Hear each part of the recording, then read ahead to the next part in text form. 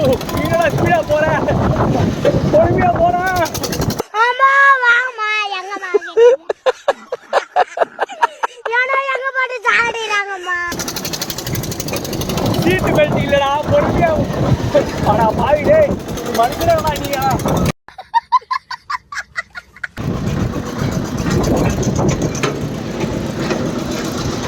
Okay டேய் டேய் சரி ஸ்பீடா நடுவில் எல்லாம் மச்சான் ஃபர்ஸ்ட் இதில் போயிட்டு அப்புறம் இதில் போக ஆரம்பிச்சிச்சு. எனக்கு அங்க ஏதோ ஊந்துச்சா பயந்துட்டேன்.